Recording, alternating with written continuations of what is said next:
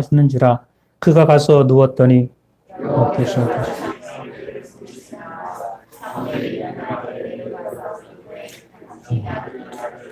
내가 여기 있나?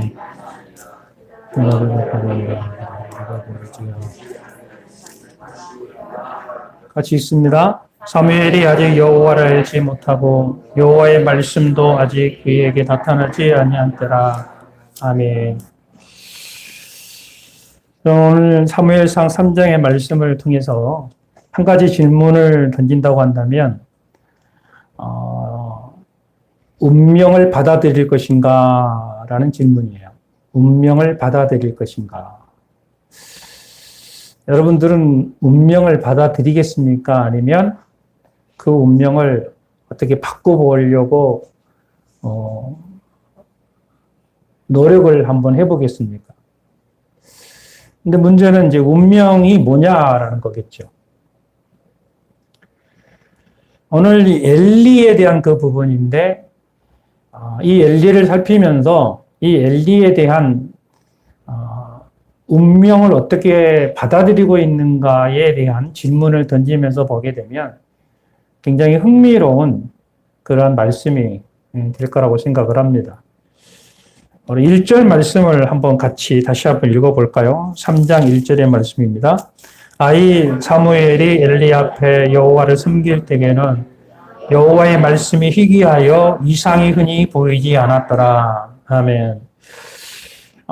이 말씀이 왜 1절에 기록을 했을까? 특별히 여호와를 섬길 때에라는 단어가 있고 그 다음이 뭐냐면 여호와의 말씀이 희귀하여 이상이 흔히 보이지 않았다라는 말이에요.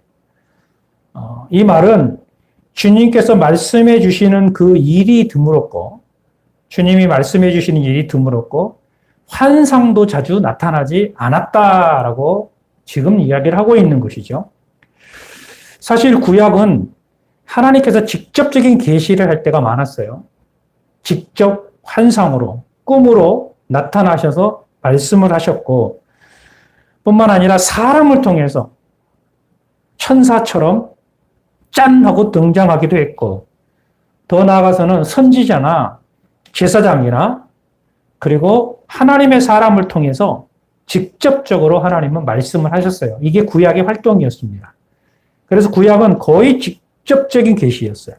우리가 창세기를 보면 아브라함, 이삭, 야곱을 볼 때에도 직접적인 계시를 했던 하나님의 모습을 발견하고 있지 않습니까? 그런데 엘리가 제사장으로 있는 이 당시에는 주님의 말씀도 환상도 자주 나타나지 않는 상황이었다라고 기록을 하고 있는 것이죠. 바로 그 시대를 이야기를 하고 있어요. 그리고 2절 한번 볼까요? 2절 한번 같이 읽습니다.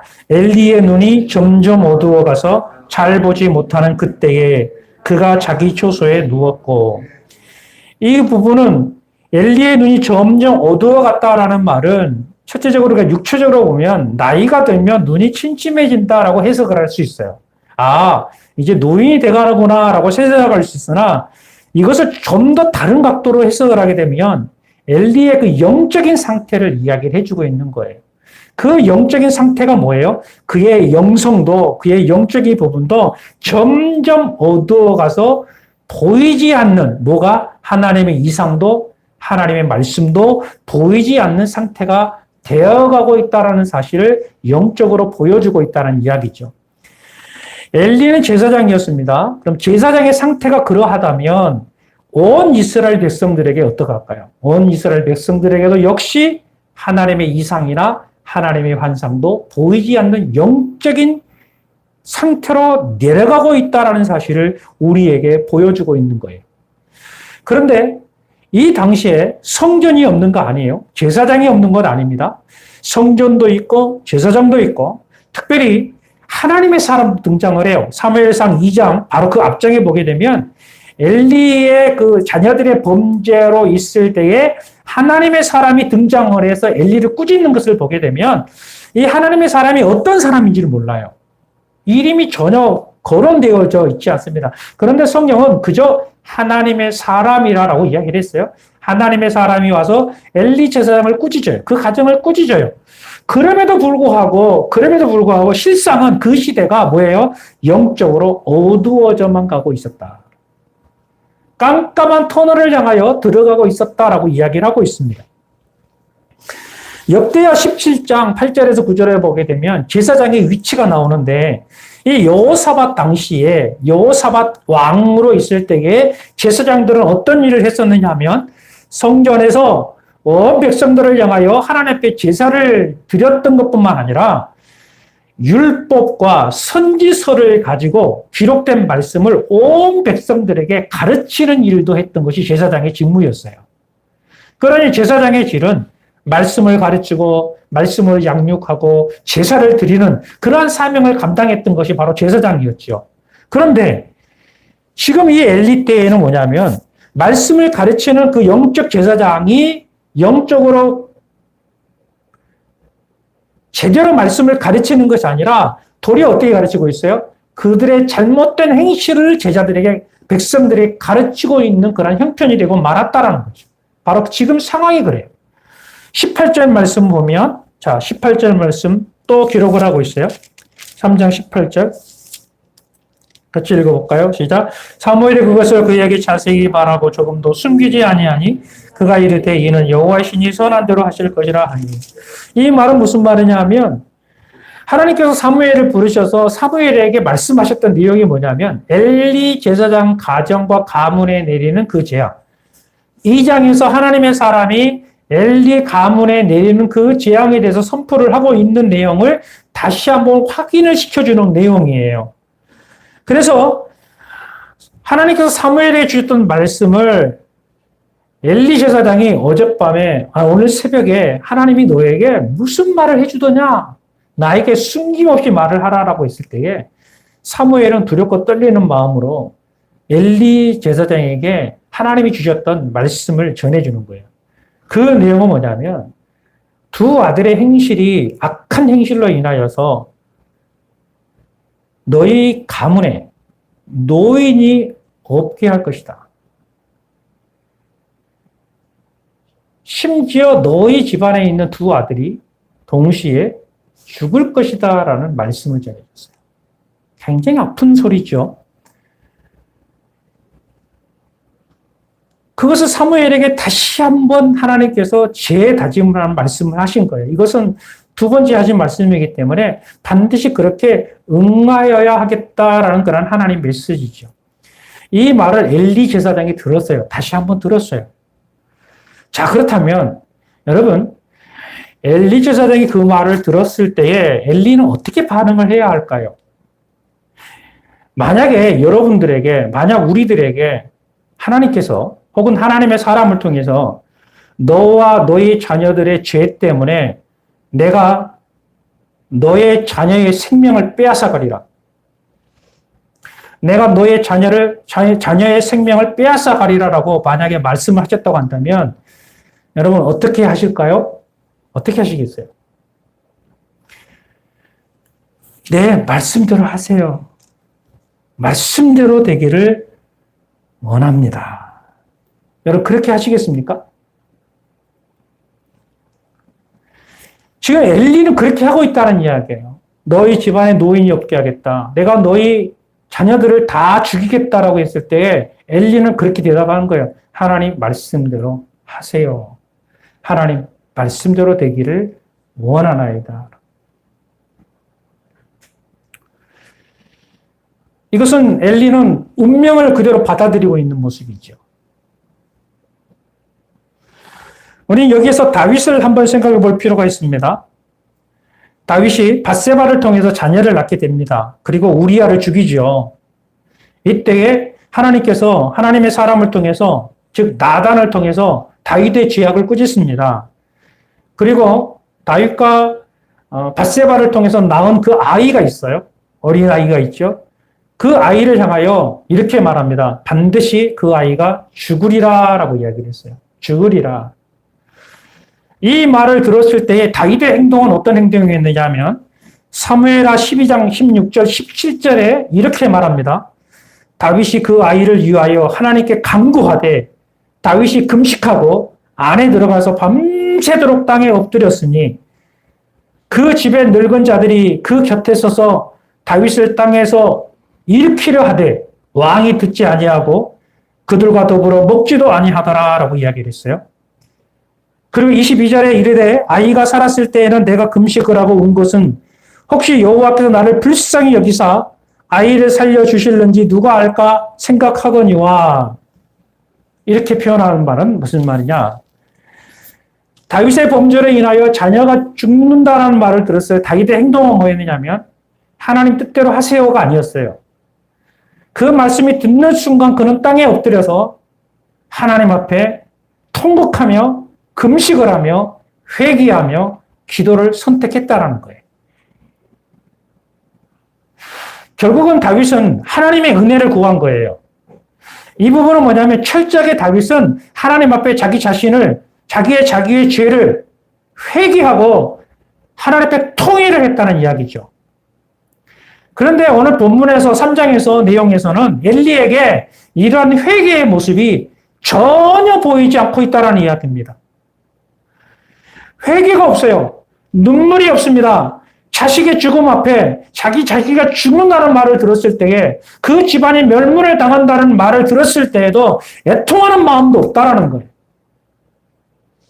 그저 하나님 뜻대로 하세요라고 방인해버리는 거죠. 그 운명 그대로 받아버리는 그런 모습이에요. 저는 이 사무엘상 엘리의 가정을 볼 때 제일 가슴 아픈 장면이 바로 이 장면이에요. 왜 엘리는 가만히 있었느냐 이 말이에요. 왜 엘리는 이것을 그대로 받아들였느냐 하는 거예요.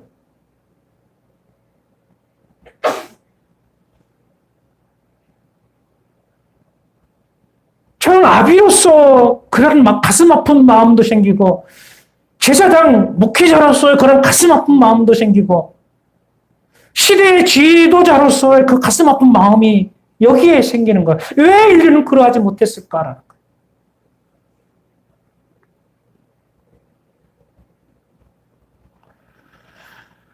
지금의 세대도 틀리지 않습니다. 지금의 세대도 교회도 있고 말씀도 있고 예배도 다 있습니다. 어쩌면 곳곳에서 말씀이 선포되고 언제든지 교회에 가서 예배할 수 있는 그런 장소가 있음에도 불구하고 지금은 하나님의 이상이 보이지 않는 시대예요. 하나님 말씀이 곳곳에 선포되고 있지만 세대는 가면 갈수록 죄악의 어둠의 터널로 들어가고 있고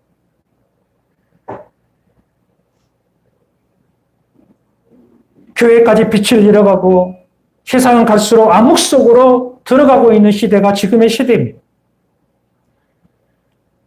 세상의 일로 웃고 울기도 하지만은 영적인 죄에 대하여 회개는 사라지고 영적인 눈물도 사라져버리고 말씀은 있으나 들리지 않고 기도하는 모습은 있으나 능력과 기적은 없고 교회는 있으나 그 안에서 한나처럼 눈물로 부르짖는 사람은 없고 사무엘처럼 하나님 앞으로 나가려는 사람이 없다라는 거예요. 지금 시대가 그런 거예요. 그저 될 대로 되거라. 그저 되겠지. 어쩌면 지금 살고 있는 이 시대에 우리가 바로 엘리가 아닌가 하는 그런 안타까운 마음을 가져봅니다. 이런 상태에 있는 그런 엘리를 보시는 하나님, 이런 현실을 보시는 하나님의 마음은 어떠하실까?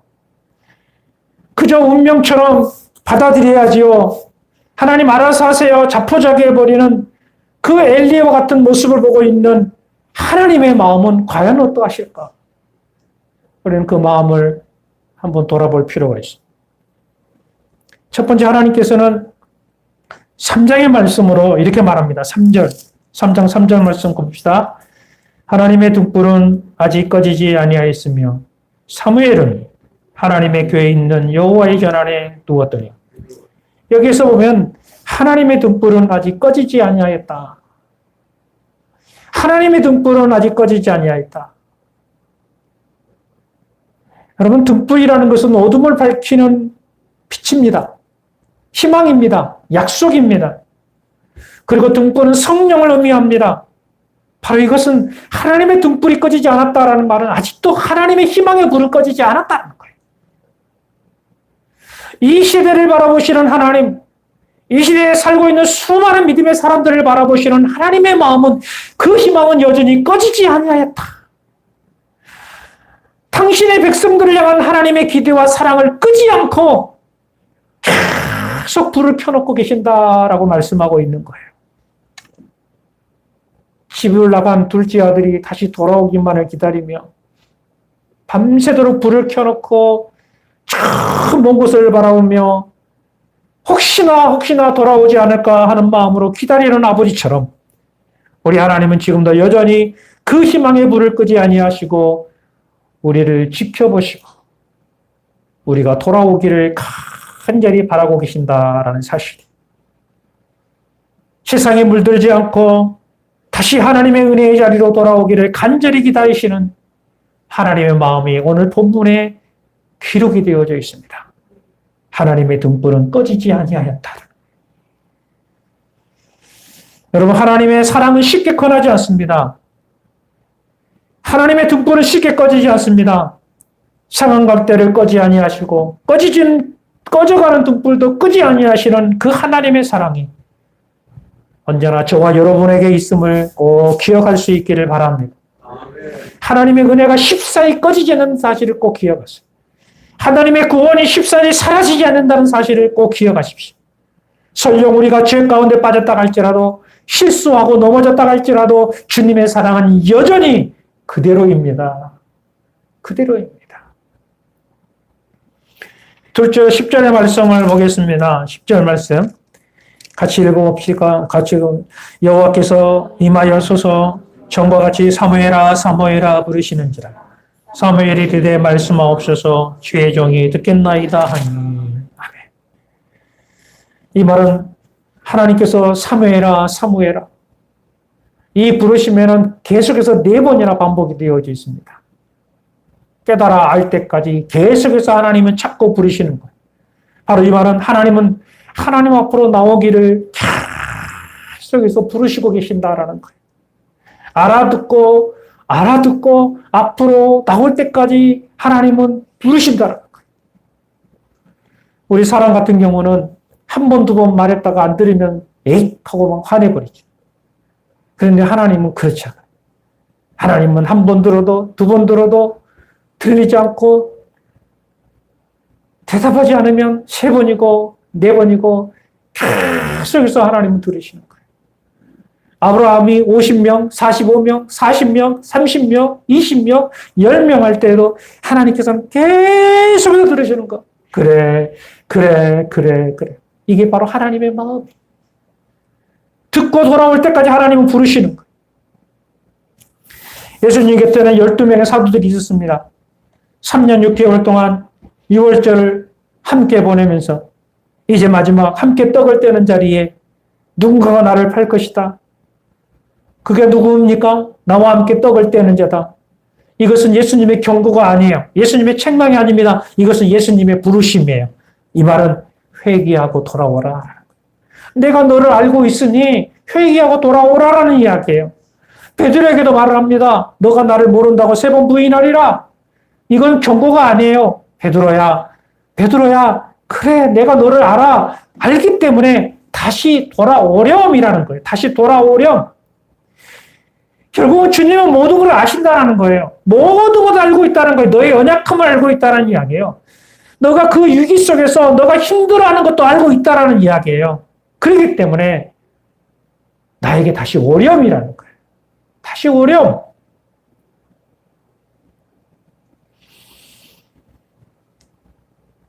가룟 유다는 그 부인 후에 주님께로 가지를 못했습니다.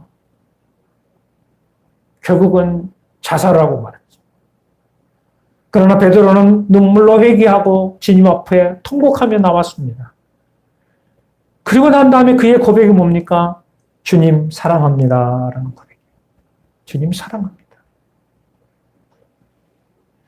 여러분, 주님은 우리를 계속해서 부르시고 계셔요. 주님은 계속 부르심이 계셔요. 저는 또 하나의 엘리의 아픔이 뭐냐 하면 그거예요. 하나님께서 그 성전에서 사무엘을 부르셨다라고 하면 네 번째 그 부르심 속에서 엘리가 깨닫지 않습니까? 그래서 사무엘을 한 번 더 부르면 하나님 앞에 제가 여기 있습니다라고 대답을 하렴이라고 가르쳐 주었어요. 저는 이런 생각을 해봐요. 왜 엘리는 하나님 앞에 가지를 못했을까 하는 거죠. 왜 사무엘을 부르신 하나님 앞에 엘리는 다가가지 못했을까라는 거예요.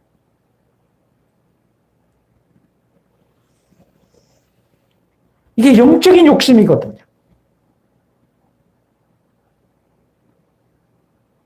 제가 고등부 때, 청년 때, 고등부 때 친구들과 함께 기도원에 올라가서 기도를 하는데 몇 번 이야기했던 것 같아요.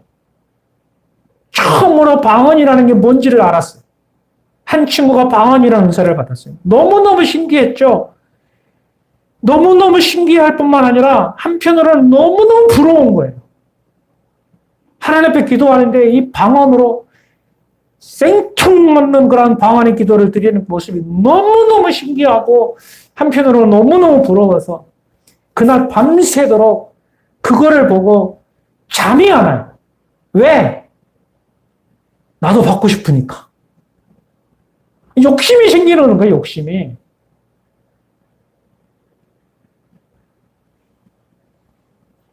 하나님 나도 주세요, 나도 주세요, 나도 주세요. 나도 주세요.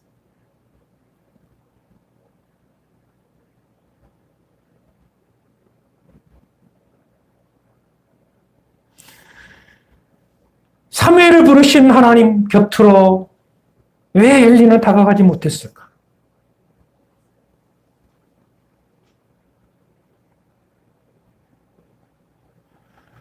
여러분, 하나님은 지금도 우리를 부르시고 계십니다. 실수하고 있고 실패를 맛보고 있고 예전과 같지 않는 우리를 지금도 포기하지 않으시고 우리를 부르시고 계십니다. 내 음성이 들리니? 내 목소리가 들리니? 새벽마다 주님은 부르시고 계셔요. 계속해서 부르시고 계십니다. 생각으로 부르시고 마음으로 부르시고 갑작스럽게 부르시고 감동으로 부르십니다. 내게로 와라, 내게로 와라. 은혜의 자리로 와라, 은혜의 자리로 들어와라. 여러분, 하나님의 부르심은 결코 포기가 없습니다. 하나님은 계속해서 우리를 부르시고 계셔요. 여러분, 그 부르심 앞으로 달려가기를 바랍니다. 세 번째는 15절의 말씀입니다. 15절 같이 읽습니다. 사무엘이 아침까지 누웠다가 여호와의 집의 문을 열었으나 그 이상을 엘리에게 알게 하기를 두려워하더니. 여기 보면 사무엘이 아침까지 누웠다가 여호와의 집의 문을 열었으나, 이 말이에요. 여호와의 집을 문을 열었다라는 거예요. 여호와의 집을 열었다.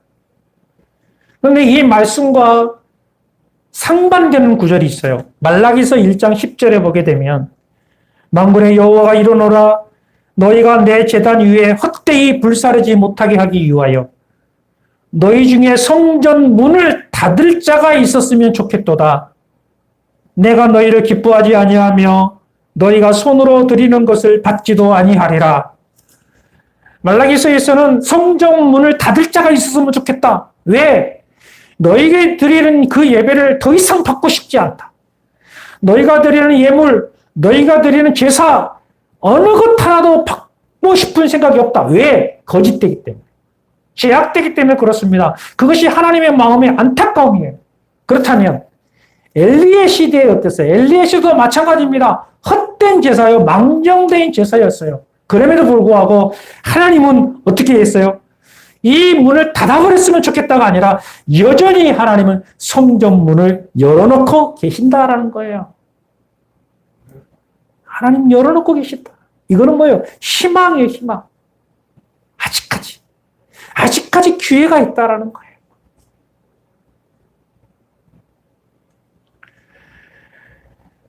다윗을 보십시오. 자식의 죽음을 위해 7일 동안 금식을 합니다. 기도합니다. 은혜를 구합니다. 그럼에도 불구하고 아이가 죽고 맙니다. 그렇다면 이 모습 보면 그 다윗의 모습이 아무런 의미가 없어 보이고 다윗의 회개의 기도가 아무것도 의미가 없는 것처럼 보입니다. 그런데 다윗은 여기에서 자신이 하나님께 구했으나 죽은 이후로 그것을 그대로 받아들입니다. 그냥 받아들여요. 어쩔 수 없구나 이제 포기하는 거죠. 그렇지만 다윗 편에서는 최선을 다한 거예요. 하나님 앞에 회개하고 나아갈 때. 그런데 여러분 이게 끝이 아니라는 거죠. 그 다음 보세요. 그 다음이 하나님께서 다윗을 생각하사라고 했어요. 하나님께서 다윗을 생각하사 그에게 선물을 주십니다. 그 선물이 밧세바를 통해서 주신 선물 여디디야. 그 여디디야가 누굽니까? 평강의 사람, 바로 솔로몬을 하나님이 선물로 주십니다. 이게 하나님의 방법이에요. 우리가 하나님 앞에 나아가면 죄악 중에서 죄된 삶에서 그것을 인정하고 그 연약함을 인정하고 하나님 앞에 나오기만 하면 하나님 앞에 나오기만 하면 주님 앞에 회개하고 돌아오기만 하면 하나님께서는 우리에게 은혜를 주셔요. 은혜를 주십니다. 돌아오면 용서해 주시고 더 큰 은혜와 복을 주십니다. 삶을 역전시켜 주십니다. 회복시켜 주십니다. 사랑하는 성도 여러분, 우리는 다 연약한 사람들입니다. 온전하지 못합니다. 실수와 실패 투성인 사람들입니다. 그럼에도 불구하고 하나님은 여전히 지금도 우리를 부르시고 찾고 계십니다. 성전의 문을 열어놓고 하나님의 마음의 문을 열어놓고 오기만을 기다리고 계시는 거예요. 은혜의 자리로 들어오기만을 간절히 기다리고 계신다는 사실을 여러분 꼭 기억하시기를 바랍니다. 운명은 받아들이는 게 아니에요. 운명은 개척하는 거예요. 운명을 가지고 하나님 앞에 나가는 거예요. 히스기야에게 운명이 찾아왔어요. 그 운명은 너가 반드시 죽으리라는 거예요. 너의 질병으로 인하여 너가 반드시 죽으리라라고 했을 때에 히스기야는 그 운명을 받아들이지 않았습니다. 도리어 그 자신 그 아픈 병을 가지고 하나님의 성전으로 들어가 하나님의 벽을 바라보면서 하나님 앞에 회개하며 기도했어요. 하나님, 지금까지 내가 살면서 조금이라도 하나님 앞에 선한 일이 있다고 한다면 그 선한 일을 보시고 나를 불쌍히 여겨주십시오. 그 히스기야의 간절한 눈물을 통해서 하나님은 그에게 생명을 15년 동안 더 연장시켜 주셨습니다. 아멘. 기적을 주셨어요. 여러분에게 주신 그 운명이 뭡니까? 여러분에게 있는 운명이 뭘까요? 우리에게 주어진 운명이 뭘까요? 이렇게 살다가 가는 게 우리의 운명인가요?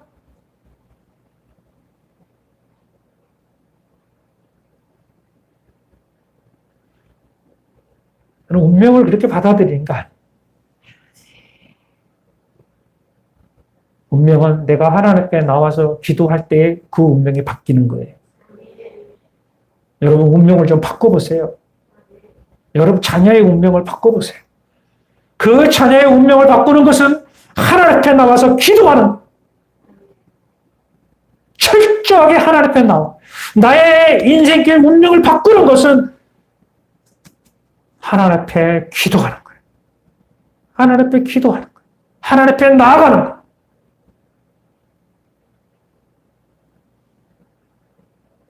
주님 곁으로 더 가까이 가는 저와 여러분이 되기를 주의 이름으로 축원합니다. 할렐루야. 아멘. 이 시간 우리 함께 여호와의 6월절 이 찬양을 한번 부르면서 함께 기도하는 시간을 갖겠습니다. 하나님밖에 없습니다. 지극히 높은 주님께 우리가 들어가야 돼요. 세상의 신을 벗고 죄악된 신을 벗고 게으름의 신을 벗고 나태함의 신을 벗고 주 앞에 나가요. 보좌 앞에 엎드려야 돼요. 주님 나를 덮으소서, 주여 나를 비추소서, 나의 무너졌던 것을 다시 회복시켜 주시옵소서. 분명히 살아나는 기적의 역사가 일어나게 될 줄로 믿습니다. 아멘. 지극히 높은 주님의 마치 성소로 들어갑니다. 세상의 신을 벗고서 주들이 내 주를 향한 내 주를 향한